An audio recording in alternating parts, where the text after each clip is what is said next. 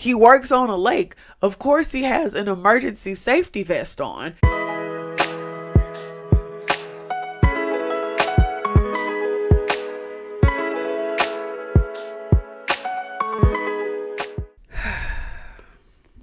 I'm honestly not sure why I keep doing this to myself. Hello friends, and welcome back to another episode of Beautifully Nerding. I'm your host, Auntie Bri, and this week curiosity got the better of me and I decided to watch something that not give as much attention to. I've definitely been one of the people who have said that Tyler Perry needs to open up his writer's room to more people, because I feel like Tyler Perry has such a big platform, but he is still successful enough doing what he does currently. So why would he change anything? But at the same time, your audience could just be so much bigger if you just brought in some more writers. Curiosity got the better of me, and I decided to watch Tyler Perry's Duplicity. Now, I did see the trailer a bit ago, and I kind of remembered some of it. I remembered that one of the characters gets shot while on a run, a la Ahmaud Arbery. They're trying to figure out like who killed him, or making sure they get justice or something like that. But I didn't want to watch the trailer again, because I was like, since I don't fully remember, and I really do like to go into movies just being as surprised as possible, I'm just gonna turn the movie on and we're gonna see what happens. Yeah, I will say, at almost 2 hours, I almost didn't watch it. That's a tall ask, but I did watch it, so let's talk about it. So we get introduced to our main characters in a spin class, and the camera like pans to each person, and like the instructor like says their names out, and it's like, "Go Fila, you got this, Marley." And it's just like, this is so extremely forced, but we get to learn everyone's names. So our main players are Fila, Marley, Tony, and Kevin. Now, after the class, Kevin, played by Ron Rico, tries to holler at Fila, but she lets him know that she's married. And when Kevin walks away, Marley, who was played by Kat Graham, is just saying like how good of a guy he is, and why she acting that way. And I'm just like, well, if she's married, I don't think it truly matters how good of a guy he is, because she already has a guy. So like, I don't understand why we're pressing so much. But Marley does know that there seems to be some trouble brewing with Fila and her husband, so she invites them to brunch. Marley tries to press, but then Fila goes all, "Why did I get married?" dinner scene party. Unlike the rest of the crew in that movie, Marley does stop her pursuit so that Fila does not have to go full "you got VD from me." That was a smart decision on her part. And so while we're at the brunch, we get told twice, very forcefully, that Rodney, who is Fila's husband, is about to go on a run. The way that it is kind of smacked over our heads that he's going on a run. I feel like this run might be of importance. They want to make sure that we know that this run is about to happen. Don't forget that Rodney is about to go on a run. Okay. This is where I begin to get confused and start to get lost in the plot. We're very early in the movie, so just know I was kind of confused the whole time. While he's on his run with his headphones on, he stops and puts his hood up and then cuts through this white lady's backyard. It is important that she's white. And goes into the house next door. My thing is, did he actually cut through her yard, or was the house that he went to, was there no fence?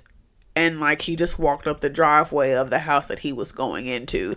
I don't fully know that part. A neighbor calls the white lady's house and it's like, "Hey, I saw a black man in a hood in your backyard and you should call the police. I'm like, the lady on the phone says, you don't know me, which confused me because if you don't know her, how do you have her phone number and the landline at that to be able to call and be like, hey, call the police?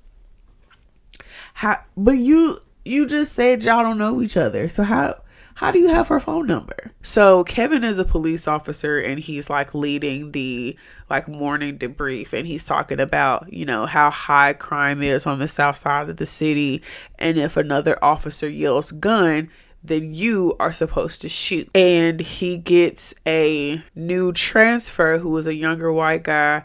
He gets him and he's like, hey, I'm going to be your training officer for the day. And the guy was like, that's strange. Did I do something wrong? Or like why are you my training officer for the day? And Kevin is just like, oh no, like I just want to see how you're doing. Whoop, whoop, whoop. Just lying. So the 911 call that the older lady put in about Rodney going for a run and coming in the next door house comes to Kevin and the new guy. As they are going to the house to check it out, Rodney is coming outside. He still has his headphones on, still has his hood up, and he has his hands in his pockets. The training officer is like, hey, you know, put your hands up, hands where I can see them, all that good stuff. But since Rodney has headphones on, he can't hear anything. So when he finally does look up, he goes to try to take his hands out of his pockets, but he has his phone in his hand and it looks like a gun. And so Kevin yells gun, and that makes the training officer shoot him. Okay. So we have the catalyst for the movie. And when I watched it, it definitely seemed like Kevin shot him as well. I'm not sure that he actually did, because the way that everybody else was talking about it, they definitely made it seem like it was just the white guy who shot him. But I'm just like, I definitely thought that Ron Rico's character shot him too. And I'm still not certain of what I actually saw. Fila is a news reporter and she was at work, and literally as she was working, they get the breaking news about the shooting that happened. And so she literally reads that her husband got shot live on air and they have to cut to commercial, and she goes to the hospital and Kevin tells Fila that, you know, the guy shot him. And I'm still feeling like I'm tripping, but okay. And so we get the obligatory, you know, shooting unarmed black men sermon. We also learned that Rodney did not make it. You know, he succumbed to his injuries. The funeral is the next day. Like I wasn't really sure. The timing wasn't very clear. So it just seemed like the next day, because it literally was like her crying in the hospital to them at the burial. While they're at the grave site, a rival news company comes to the cemetery and Fila is pissed. You need to get the hell out of here, you understand me? You think this is appropriate? I'm burying my husband and you show up here? Fela, I was just telling them that. We got this. You know, this is exactly why you and your new station, you guys suck. No. They killed him! The white officer murdered my husband. And this is his funeral. You want to spread the word? Spread the word that no black man is safe in this city. None. And I'm mad as hell. And I won't take this. And then at the repast, like, the camera is looking at the door and I'm just like, no.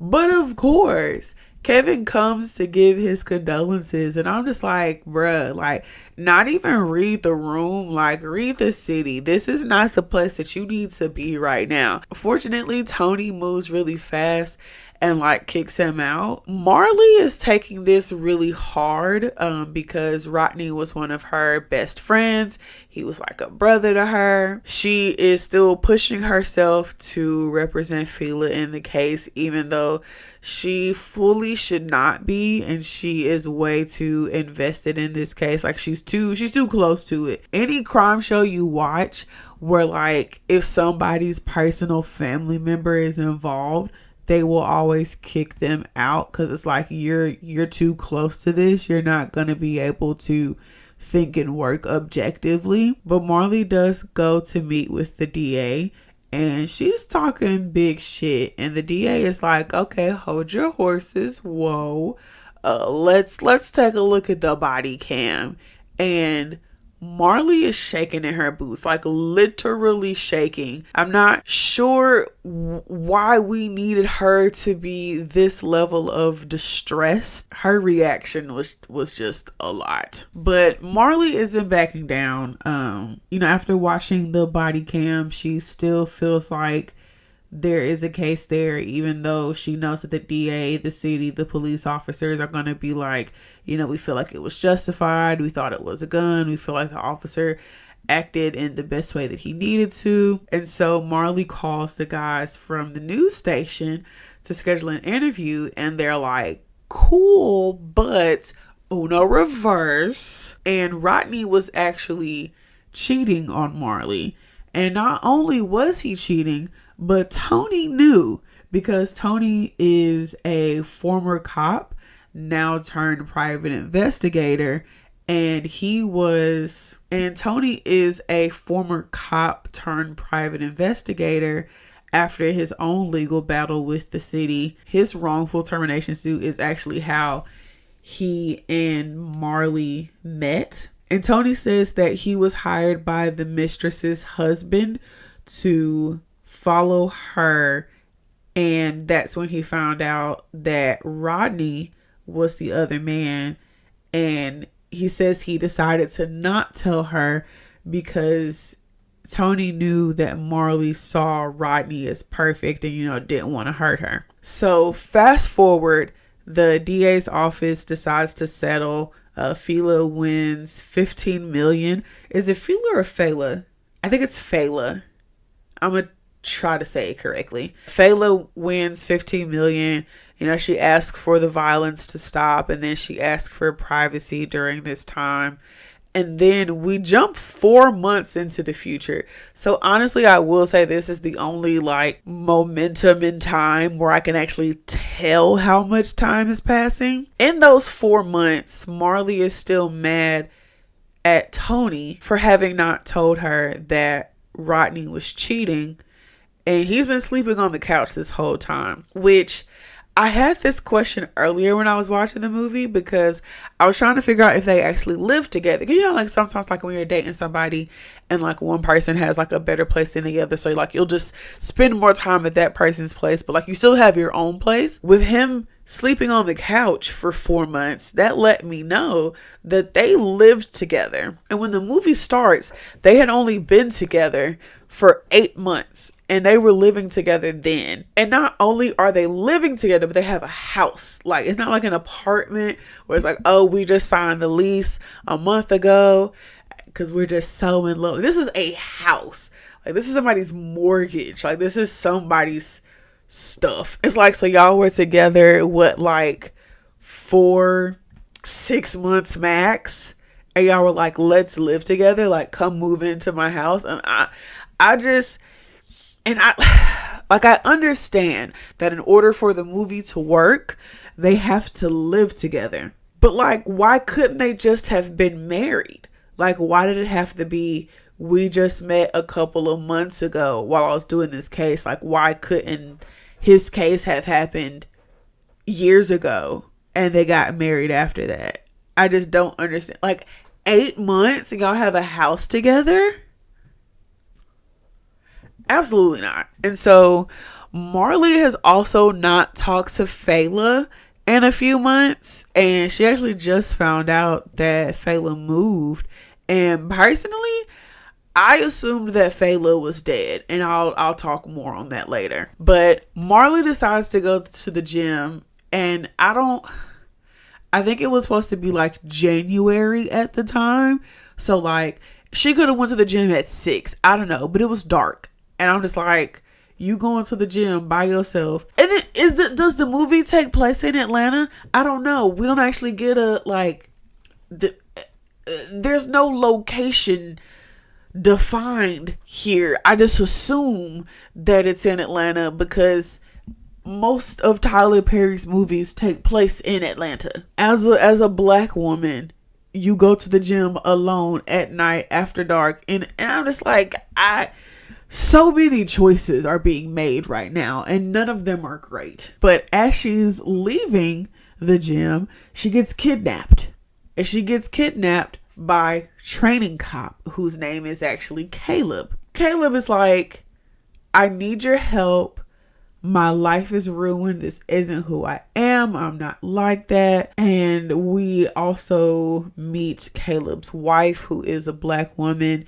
And we meet the ex-girlfriend of a certain overbearing officer. He's so sweet and loving and gentle. But when that switch goes off, Kevin is the devil. He's sadistic.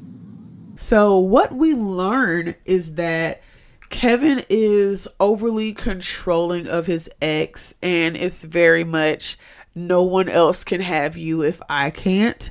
And when Kevin found out that she was dating Rodney, he decided to set Caleb up for that murder. Marley is rightfully shook because these folks just kidnapped her. But she does bring the guys from the news station to come and hear them out, because she might fully be on the case now that there is some physical proof that Kevin may just be crazy as hell. And so Marley goes to sneak in the house that Kevin would rent sometimes, because the ex-girlfriend said that she taped a phone that had evidence of Kevin being crazy and overbearing taped to the under a drawer in the bathroom. I don't fully know what her plan was. I guess she just assumed that no one was in the house, but the way this house looks, there would have been an extensive security system. So I fully don't know what that plan was going to be. But Tony is also on the case, and he comes out of nowhere and snatches her up like he's about to abduct her too. You could have just said her name. Y'all in the sticks, is nobody around. You could have been like, hey Marley, what are you doing here? But you snatch her up to scare her. Why? And as they're arguing, Kevin pulls up in this super fancy sports car, and he invites them into the house because he actually bought the house. So he used to rent it, but now he's I rented it a couple of times. I just decided I'd go ahead and buy it. So now I'm looking at this house, I'm looking at this car, and I'm like, ain't no way you are affording this on an officer's salary. What other hustles are you doing? How dirty of a cop are you? And so we go inside the house, and Marley goes to the bathroom to go get the phone that the ex is taped under the drawer with the proof of Kevin being crazy. And as she's watching the videos, we see Tony being the wild one. And at this point, I'm thoroughly confused. I have no idea what's going on anymore. I'm just like, Tyler, what's happening here? I get that, I guess Tony is actually Kevin, but why?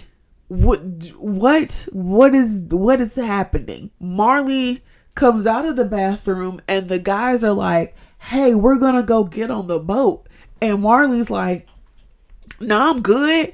And she tries to go out the door, but the door is locked from the inside with, I guess, a key lock, and there's no thingy to flip it unlocked, which is a fire hazard. If there's a fire in the house, you need to get out. Now you gotta find the key. The movie's got a movie, so she's trapped in the house and she tries to run, but they pin her down and have some smelling salts that they give her, which knocks her out. So they drag her to the boat and they drive out onto the lake. Up from the lower level comes Fayla, and I'm like, okay, so you're alive.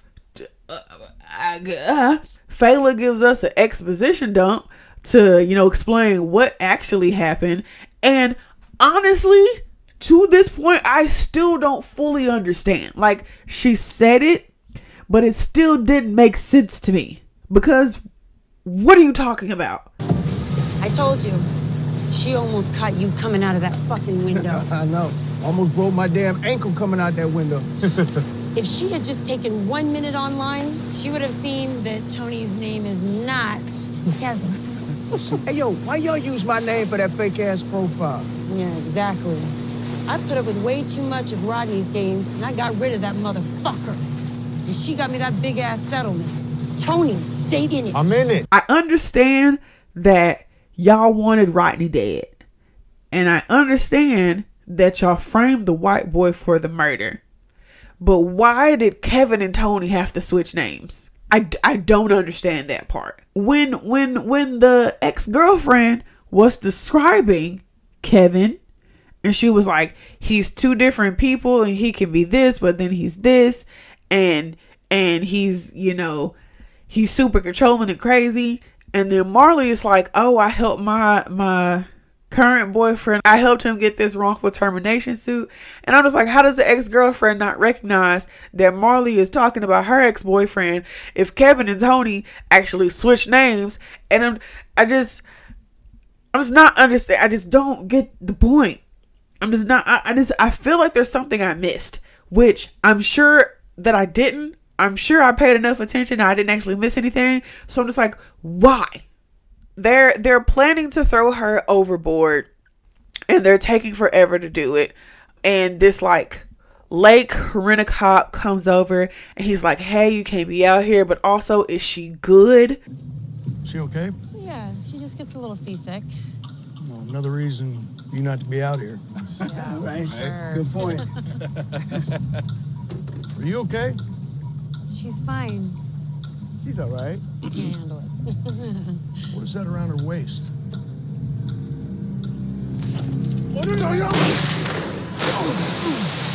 And so with Paul Blart out the way, they throw Marley overboard, but Paul Blart is actually floating because he works on a lake. Of course, he has an emergency safety vest on. While they're working to get Paul Blart to actually sink this time, Marley gets back on the boat and she blasts everybody with flare guns.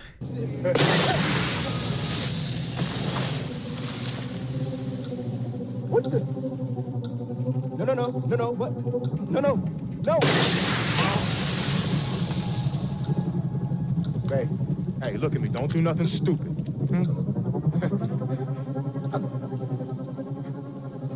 Baby, I'm sorry.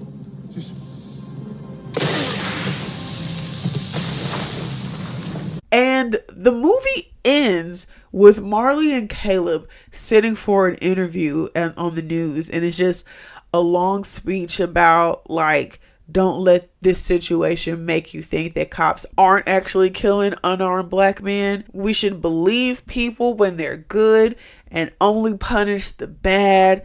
And I'm just like, ma'am, you oversimplified a very difficult conversation to good people are good and bad people are bad. Like, yeah, but there's more to this. And also, who called the neighbor? Who told the lady to call the police? It was a woman's voice that called her. So it had to have been Fayla and was like, hey, I live back here, you should call the police. Marley went to the back neighbors and was like, hey, did you tell her to call the police? And the lady was like, I don't even talk to that lady. No, I ain't call her. I'm guessing it had to have been Fayla, but that's never confirmed to us. That is just me having watched a lot of movies and putting my detective hat on, because Tyler's not gonna tell us. You just left that thread hanging. That was like, hey, figure it out for yourself. But I just think the thing that confused me and pissed me off the most is that why did Tony and Kevin switch names? Like, he even says, I don't understand why y'all had to put my name on the fake listing or whatever. Yeah, as you could see, I have feelings about this movie. I was honestly pretty locked in until the 4 months later. Once the 4 months later part happened, I couldn't keep up with the breakneck pace of the movie, and I just got really confused.